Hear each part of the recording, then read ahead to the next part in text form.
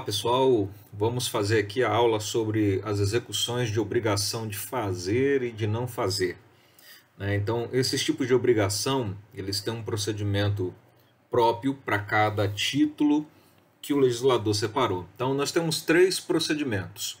Um primeiro procedimento que é para o processo de execução de obrigação de fazer, um segundo procedimento que é para o processo de execução de obrigação de não fazer, e o cumprimento de sentença de obrigação de fazer e de não fazer.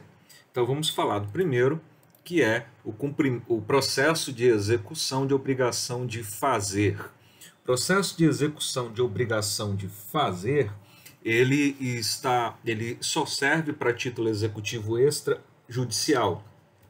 Então todo título executivo extrajudicial que prevê essa ação, né, que prevê uma atitude ao devedor, desde que, claro, seja certa, líquida e exigível, então essa obrigação ela é executada através desse procedimento, que é o procedimento de obrigação de fazer.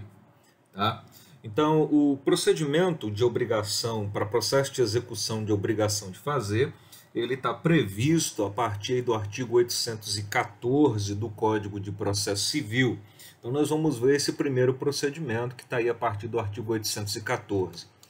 Então, ele segue a mesma estrutura básica. Começa com uma petição inicial, o devedor é citado para, num determinado prazo, cumprir com a obrigação, né? A petição inicial tem que cumprir com aqueles requisitos básicos que nós vimos, né? Nós também já vimos que qualquer meio de citação pode ser utilizado nesse procedimento, tá? Também aqui o juiz ele pode, desde o início, despachar a petição inicial. Tá? Desde o início, ao despachar a petição inicial, o juiz pode fixar multa pelo atraso no cumprimento. Sobre a multa, nós já falamos na aula passada, né? Então a multa a gente não vai repetir, já que a aula passada nós tratamos de forma mais detalhada sobre essa multa. São os mesmos termos aplicáveis aqui. Tá? E aí, a citação, a gente está prevendo o mandado de citação, que é o mais viável, o mais prudente para que se faça dentro da execução. Só que aqui tem um detalhe. Aqui o código ele não determina um prazo para que o devedor cumpra com a obrigação. Tá? Ele não determina. Por que ele não determina? Porque o artigo 815 ele diz o seguinte, ele traz duas regrinhas para fixar prazo. Tá? A primeira é o prazo fixado no título. Então, se o título fixa um determinado prazo para a obrigação de fazer, é esse o prazo que será usado no processo de execução. Caso o título não fixe prazo, então o juiz fixará um. Então a regra é a seguinte, né? O prazo para o processo, primeiro, é o prazo fixado no título. Caso o título não tenha prazo, então o juiz fixará um prazo para o cumprimento dessa obrigação. Então depende do caso concreto, depende do que o título dispõe ou depende do que o juiz determinar. Tá? Então o procedimento ele tem essas situações. Agora, o que o executado pode fazer, né, pode praticar dentro desse prazo? Tá? Então, ou no prazo fixado no título, ou caso não exista no prazo fixado pelo juiz, o executado, primeiro, ele pode cumprir com a obrigação. Então, cumprindo a obrigação, né, em regra, a execução ela é extinta. Cumprindo a obrigação, em regra, a execução é extinta. Salvo se o executado quiser, se o exequente quiser, dentro do mesmo processo, cobrar perdas e danos pelo retardamento da execução. Então, se no mesmo processo o executado quiser cobrar perdas e danos, ele pode fazer continuando dentro dessa mesma relação jurídica processual. Então, repetindo, cumprindo a obrigação, em regra, extingue-se a execução, salvo se o exequente quiser, né, continuar com a execução para cobrar eventuais perdas e danos. Segundo, dentro do prazo, o executado também pode ficar inerte, ou seja, não fazer nada. Né? E ele ficar inerte, se ele ficar inerte, nós temos que analisar duas coisas. Primeiro, se a obrigação de fazer infungível ou se ela é fungível, se ela é personalíssima ou se ela não é personalíssima. Então, a primeira situação é a seguinte: se a obrigação de fazer for personalíssima, infungível, então só resta uma saída para o exequente, qual seja, cobrar perdas e danos.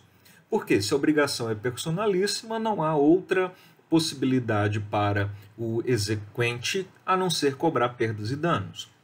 Segunda situação: se o executado ficar inerte dentro do prazo e a obrigação de fazer for fungível.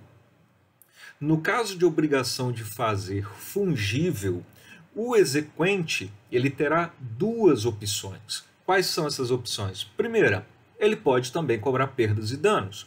Então, a primeira opção é que ele também possa cobrar perdas e danos caso a obrigação de fazer não seja personalíssima, seja fungível, e ele decida cobrar perdas e danos. Tá? A segunda opção do exequente, ao invés dele cobrar perdas e danos, ele pode, na verdade, requerer ao juiz que um terceiro satisfaça a obrigação à custa do executado. Então, já que a obrigação não é personalíssima, é fungível, então qualquer pessoa pode fazer a obrigação. Então, nessa hipótese, o exequente pode requerer ao juiz que um terceiro satisfaça essa obrigação à custa do executado. Essa prestação realizada pelo terceiro, esse procedimento, está previsto aí no Código de Processo Civil, nos artigos 817 até o 820. Tá? Então, até o artigo 817 até o 820 prescreve esse procedimento de realização pelo terceiro. É basicamente o seguinte, né? O exequente faz o requerimento, o juiz autoriza, é realizada a prestação, o juiz intima-se as partes para no prazo de 10 dias impugnar ou não. Caso haja impugnação, o juiz decidirá. E se o terceiro contratado não realizar dentro do prazo ou realizar de forma defeituosa ou incompleta, o exequente pode requerer, né, pode requerer ao juiz que no prazo de 5 dias autorize o próprio exequente a reparar a custa do contratante. Ou seja, é uma situação bem mais complexa, né? Porque aí agora o terceiro se torna executado pelo exequente, tá? E aí, se tudo der certo, se o terceiro cumprir a execução, ela será extinta, tá? E aí, lembrando que o prazo para cumprir, esse prazo aqui que nós estamos falando, para cumprir com a obrigação, ele começa da data da ciência. Ele começa da data da ciência e não da data da juntada, tá? Do mandado ou do AR. Diferente da situação para opor embargos. Então, o executado ele tem uma terceira opção, que é opor embargos à execução. Tá? Lembrando que o prazo para opor embargos é o prazo de 15 dias, contados da data da juntada do mandado de citação. Tá? É um prazo de 15 dias, contados da data da juntada do mandado de citação, conforme prevê o artigo 915 do CPC. Então, basicamente, esse é o processo de execução de obrigação de fazer. Nossa segunda execução é o processo de execução de obrigação de não fazer. O processo de execução de obrigação de não fazer, ele está previsto, ele só é fundado para título executivo extrajudicial. Só que aqui você tem que tomar cuidado com o nome.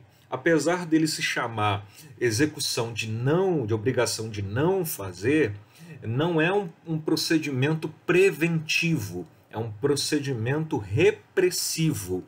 Ele só é utilizado quando o devedor já descumpriu a obrigação de não fazer. Então, é aqui que fica caracterizado o inadimplemento. Quando? Quando o credor quando o devedor descumpre com a obrigação de não fazer.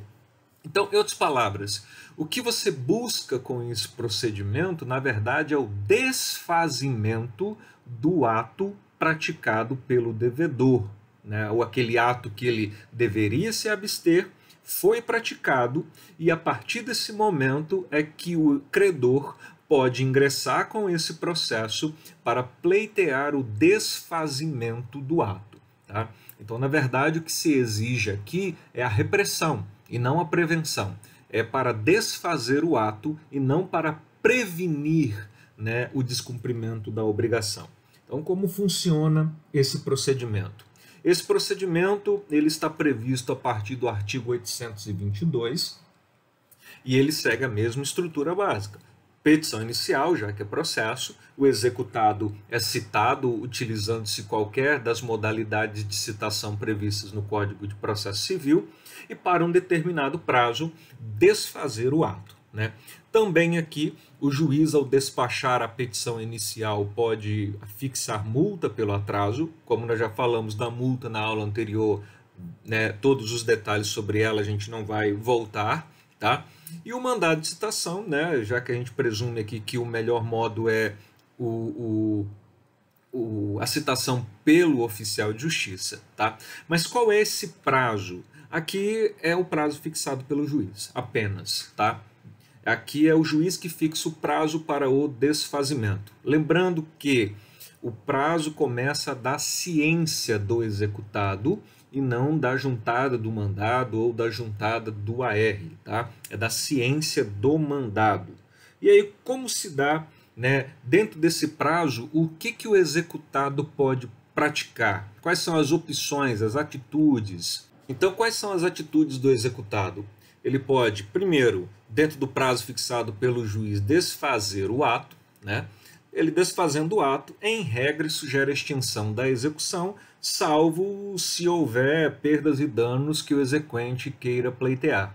Então o exequente pode continuar com o processo de execução, tá? Agora só para cobrar perdas e danos. Então é um caso em que a execução ela se transforma de execução de obrigação de não fazer em execução por quantia certa, tá?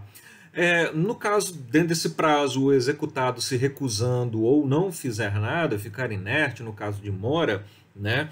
Aí o exequente ele terá duas opções.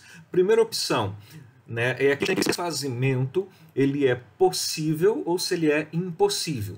Tá? No caso de desfazimento impossível, o exequente só tem uma opção, que é requerer as perdas e danos. Tá? Então, caso o desfazimento seja impossível, ou seja, não tem como mais desfazer o ato, então aí só há uma solução, que é perdas e danos. Agora, se o desfazimento ainda for possível, o exequente ele terá duas opções. Quais são essas opções? Ele pode requerer ou perdas e danos, tá? Ou ele pode requerer que o ato seja desfeito por um terceiro à custa do executado, tá? Utilizando-se aqueles artigos, aquele procedimento do artigo 817 até o artigo 820. Então aqui o exequente ele tem duas opções caso o desfazimento seja possível, ou requerer perdas e danos, ou requerer que o desfazimento seja feito por um terceiro, tá? E uma terceira atitude que o executado pode tomar é se defender através dos embargos à execução, lembrando que o prazo para embargar é de 15 dias, contados da juntada do mandado, da juntada do AR, tá? É um prazo diferente, conforme dispõe o artigo 915, prazo de 15 dias da juntada do mandado ou do AR. Então esse é o procedimento da execução, né, do processo de execução de obrigação de não fazer, tá? Então, o último procedimento é o procedimento de cumprimento de sentença que reconheça a exigibilidade de obrigação de fazer ou de não fazer. Perceba que o cumprimento de sentença ele independe do tipo de obrigação, se é de fazer ou se é de não fazer. Então, esse procedimento essa execução é fundada em título executivo judicial. Então, toda vez que um título executivo judicial prevê esse tipo de obrigação, é esse procedimento que nós vamos usar. Tá? Lembrando o seguinte, que o legislador ele pressupõe que o processo seja sincrético. Então, ele pressupõe que houve uma fase de conhecimento antecedente à fase de execução. Esse procedimento ele está previsto no CPC a partir do artigo 536 do Código de Processo Civil. Então, qual é esse procedimento? Qual é o procedimento aqui desse cumprimento de sentença? Tá? Então, obviamente, pressupondo que houve um procedimento de conhecimento, uma fase de conhecimento anterior. Então, nós temos o título executivo, que é a sentença, e nós temos o inadimplemento, que é o não cumprimento da obrigação prevista naquela sentença. Então, o artigo 497 caput, ele fala que na ação que tenha por objeto prestação de fazer ou de não fazer, o juiz, se julgar procedente o pedido, concederá a tutela específica ou determinará a providência que assegure a obtenção da tutela pelo resultado prático equivalente. Ou seja, o juiz ele vai dar a sentença e vai fixar um prazo para o devedor fazer ou não fazer, né? Ou desfazer, na verdade. Tá? Passado esse prazo, não houve cumprimento da obrigação, né? Então aí a gente tem os dois requisitos para que haja execução. Quais são? Título executivo e o inadimplemento, a sentença e o não cumprimento da obrigação. Tá? Aí o que acontece? É aí que nós temos o cumprimento de sentença, que nesse caso ele é ex officio. Tá? Então, como prevê o artigo 536, no cumprimento de sentença, o juiz poderá, de ofício ou a requerimento, determinar aí as medidas necessárias para a satisfação do exequente. Uma medida necessária que o Código já prevê, né, é expedir mandado aí para intimar, para fazer busca, apreensão, remoção, desfazimento, ou seja, o que for necessário. Né? Você percebe aí no artigo 536, parágrafo 1º, que o legislador ele se utiliza expressamente do princípio da atipicidade dos meios executórios. O juiz pode determinar quais sejam as medidas necessárias para fazer cumprir, para satisfazer o exequente. Tá? Então, o que acontece depois dessas medidas executórias? Bom, o que vai depender é do caso concreto. Já que se aplica o princípio da atipicidade dos meios executórios, então o juiz ele pode determinar as medidas que são necessárias. Tá? Quais são? Vai depender do caso concreto. Tá? Vai depender do caso concreto. Última coisa para se falar é a aplicação da multa. Lembrando, a aplicação da multa está aí no artigo 537, nós já estudamos esse artigo 537 na aula anterior, e também nós já estudamos na aula anterior como se faz a impugnação ao cumprimento de sentença. Tá? Então, passado aquele prazo para cumprir com a obrigação voluntariamente prevista na sentença, caso o devedor não cumpra, já começa o prazo de 15 dias para fazer a impugnação. Tá? O que se pode alegar, né, o efeito suspensivo, aquelas matérias, nós já vimos na aula anterior. Então, pessoal, um abraço, bons estudos.